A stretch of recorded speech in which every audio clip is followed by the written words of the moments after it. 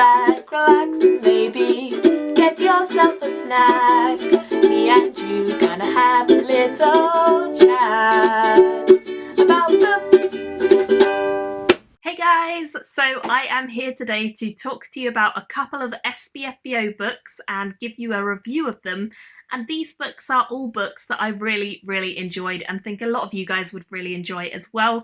So please do go and look these ones up after you hear about them in this video.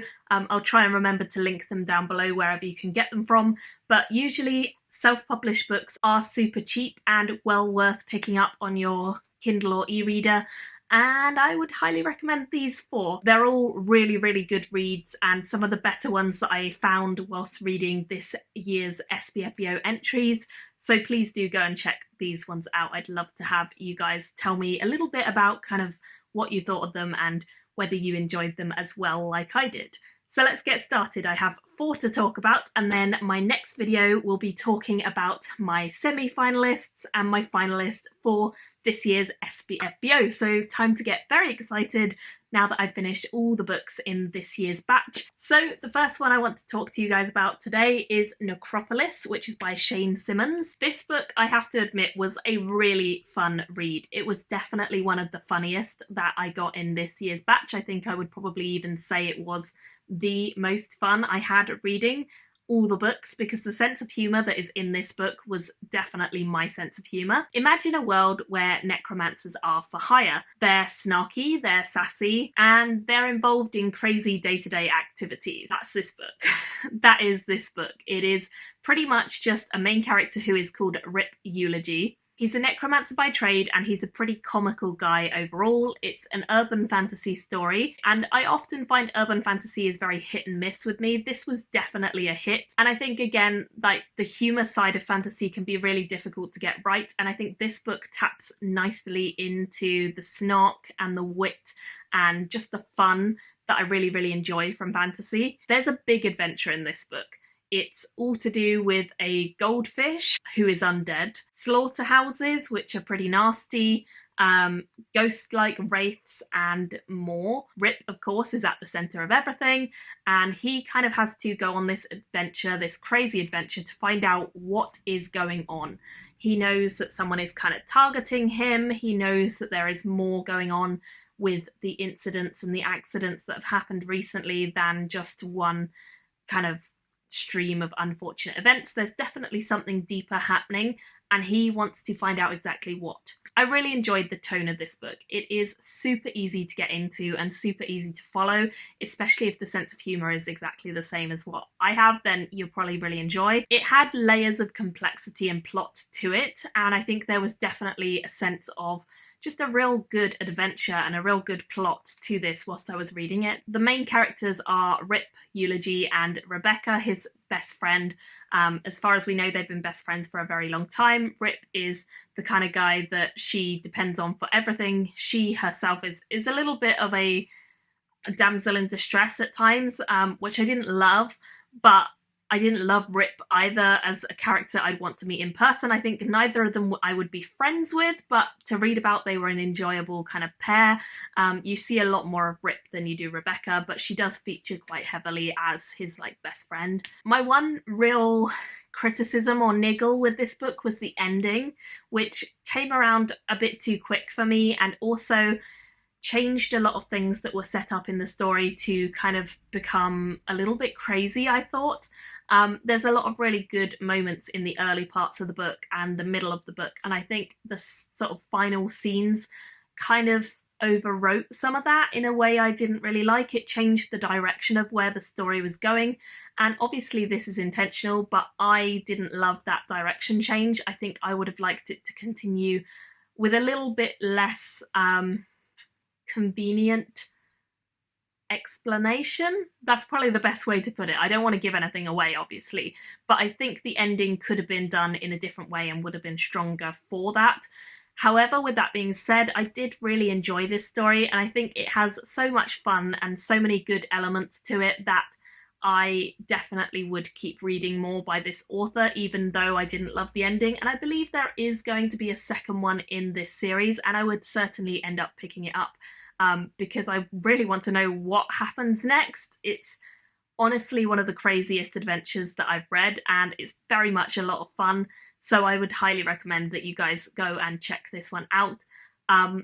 It's mad, but it's worth reading, and you can always go check on Amazon where you do that like sample thing. You can go read a sample of the book and see if it's for you. So if the humour in books is something that you find you struggle with, maybe do check out the sampler and see what you think there. And then if you like it, buy it, because it's so good to support independent authors. And these authors are all ones I think you guys should definitely support because they have written something I really enjoyed. I ended up giving it a 4 out of 5 stars, and I definitely felt like when I wasn't reading it, I wanted to get back to reading it.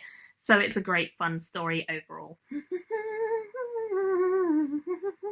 The next one I want to talk about is Sunrider. This is a story which I would put a lot more into the epic fantasy side of things. This is a lot more what I'm used to reading, I'd say. It's definitely got kind of a young boy coming of age story to it, but it's a little bit different from some of the others I've read. Our main character is called Finn, and he's basically just been on his own for a long time working in the mine and surviving. He doesn't have much hope of escape because once you're in the mine, usually you're there for life and you're not going to get out. They are all slaves there. However, one day a new boy joins the mining team and he is called Goblin, and Finn and Goblin unexpectedly strike up a friendship quite early on in the book, and Finn decides he's going to look out for Goblin, who has his own kind of troubles to overcome, and Finn just decides they're going to be friends. And this is probably the best decision Finn ever makes, because when someone comes to the mines and basically destroys everything, Finn barely escapes and then has to go back in order to rescue Goblin, his best friend, from something terrible. Now, this world is a pretty crazy one. It starts out very stereotypical fantasy, and then it changes a little bit into kind of a more action-based story, and I was very okay with that. I think it moved the pacing along very nicely. It starts out quite slow and builds up the character of Finn, but then as the book goes on and we know who he is and why he's doing what he's doing, we start to see a real adventure with him kind of discovering more about the magic of this world. This world has these kind of power suits, almost like Transformers, where if you put on a bracer, then you can use magic of various kinds to do certain things. It's kind of like you have a Transformer suit, and each bracer does something different. Finn's one allows him to defy some of the elements. I won't tell you any more than that because I don't want to spoil it, but basically he discovers something he never thought was real, and he has to figure out how to use it and how to survive in a world that is not really excited by the prospect of people with magic and people without. There are people out there who are using the magic for evil, and then there's people out there using it for good. And we hope that Finn is on the good side, and we hope that he can figure out how to stay there and how to keep other people safe who are less magically inclined or just need the bit of help and protection from him. So it's all about his adventure and Goblin's adventure to kind of find out more about this magic that they've uncovered, to find out how they can be the good in a world which is definitely looking more and more evil day by day, and just to grow into kind of young adults as well over the course of the story. So it's definitely got that coming of age sense, but it has a lot of really cool magic as well, and I definitely found this one a really easy read and one that I connected to very nicely. So I enjoyed this one a lot, and I gave it a 4 out of 5 stars and would certainly recommend anyone who likes epic fantasy to give this one a try. I also believe there is a second book already out in this series, and again I do fully intend to pick that one up at some point and continue the series because it just was super duper fun, and I would highly recommend you guys check this one out as well. The next book I want to talk about is called Gloom Walker, and this one is actually one of the ones I most recently finished. This is a really fast-paced revenge story, which I read in 2 days flat because I just got very sucked into the story and really enjoyed it. It is fast-paced and fun, and it has kind of familiar elements, but also feels like its own thing. We follow a young man who is called Kiris, and we don't know too much about him other than that he is kind of a thief at the point where we meet him. He has not always been, but he is kind of doing this to support himself and his 2 sisters. They have recently moved into a big city, and he is trying to pick up various jobs with organizations who he thinks might lead him to the Whisperer. The Whisperer is rumored to be this person who can gather any information anyone wants, and he believes he will need their help in order to find out who it was that killed his guardian. So we are following him as he does these various errands in order to try and kind of work his way up the criminal ranks and find out who the Whisperer is. That's his real goal. Now, Kiris has a special ability, which is to be able to go into the Gloom. And the Gloom is this kind of shadow realm where if you step into it, everything loses its colour, everything loses its sound, and most things, anything that moves, in fact, loses its density as well. So you can actually walk through people and doors and things that move when you're in the Gloom. Now, this sounds like a great power, but there are limitations. Anything that doesn't move, for example, a stone wall or just something that doesn't regularly move, you can't go through. So it still has its definition even in the Gloom. So there are limitations. And also, when you're in the Gloom, you kind of have to be very careful because the longer you stay there, the longer you're going to annoy the people who live there, wraiths who are going to attack you. These nameless wraiths are kind of difficult, like we don't know where they come from and we never really get too many answers about them, but we know for sure that they're pretty evil because they come after our main character time and time again whenever he uses his power. Now, what I liked about this was the relationship between Kiris and his sisters was very much a loving, caring relationship, and I enjoyed seeing their kind of overall story in flashbacks as well, because we do get a sense of who they are and what they mean to Kiris in particular. Now, I would have liked to see more of their relationship. I think there was room for it because both of them seemed like they would have been really interesting characters to get to know a bit more. Hopefully that could happen in future books. But for the moment, I really did like Kiris as a character, and even though I didn't always agree with his actions, I can kind of understand his motivations, which is good. I thought the fight scenes that were in this book were actually done very well. The Gloom is used to very strong effect. It's not overused, but it's not underused. You can definitely tell this is a fantasy and it's magical, and lots of people have various types of magic. We see the Gloom most often, but there are other things that we get to experience as well. And I also think that the author does a good job of kind of fleshing this world out in general. We, throughout the book, get snippets of events happening in the wider world and events that are kind of beyond our main character, but which definitely intrigue the reader. So I get the impression that going forwards, this is a series that's going to span out a bit further than just the place we're sort of basing the first book. I did spot a couple of typos, but in general this was a fairly well written story, and it was definitely not enough to take me out of the plot whilst I was reading it because it was so action-packed and fun, and it's exactly the kind of read that I would expect and recommend to people who just want a bit of light-hearted fun and a little bit of something dark and mysterious and definitely a revenge plot. So if you like those things, I think you definitely would enjoy this one. And I ended up giving it a 4 out of 5 stars. And the final one I want to talk about is called Chasing Graves, and this is by Ben Galley. I expected good things from Ben Galley because I have read a couple of his books now and I very much enjoyed them. And this one was no exception to that rule. It just about managed to be my last semi-finalist with the score that I gave it, which was a 4.25. And I really, really enjoyed this one as a whole story as well. I think it was a lot of fun to read and a lot of fun in terms of the concept. In this world, we're focusing mainly on a city called Araxis, which is a place where anyone who owns the most shades will rule over the city. And so the Emperor currently has the most, but the nobility are constantly fighting and scheming with one another in order to get more shades.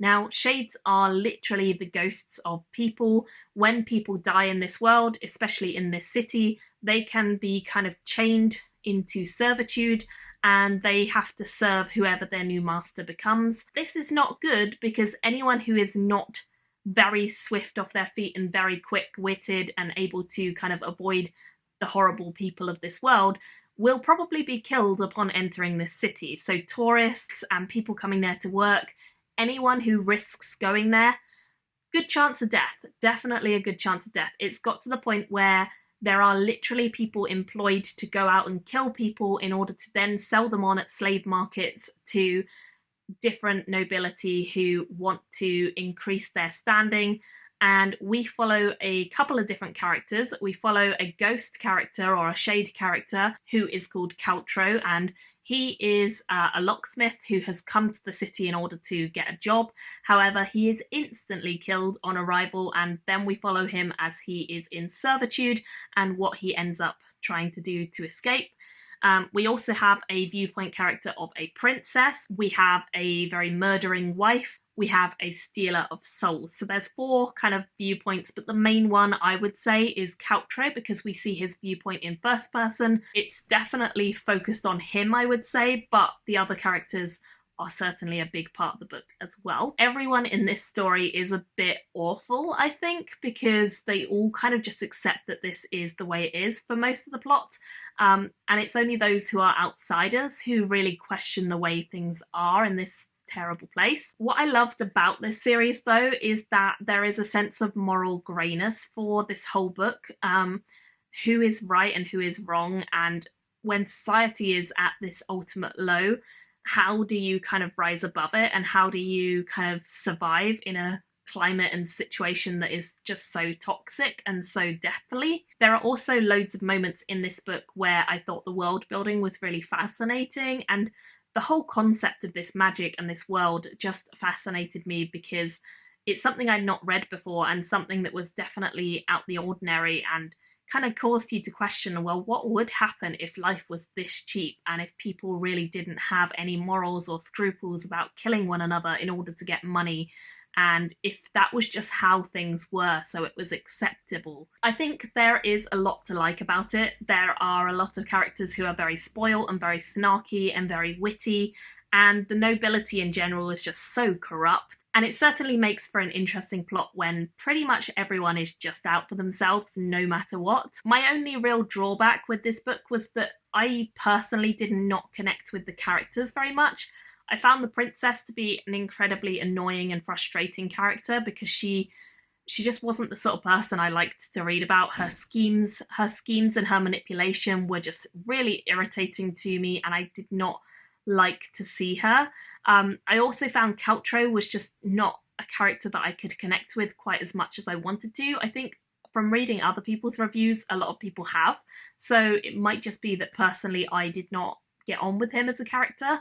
I could still read his parts fine, I just didn't find that I had a real sympathy for him or anything like that. Overall, I think this book definitely did what I expected. It delivered a very fun story with an original concept, and it kept me entertained throughout the whole thing. It was also very well written and well edited, which is kind of what I would expect from Bengali, so I would certainly say well worth reading. And as I have mentioned, this one was definitely a semi-finalist for me. It's one of the ones that is at the top of the top because it was definitely standout in terms of the production value and the originality, and just generally the whole thing was fun to read as well. So I ended up giving this one a 4.25. So those are all of my reviews for the SPFBO. If you have watched all of my videos, you might be able to guess which one is going to be my finalist.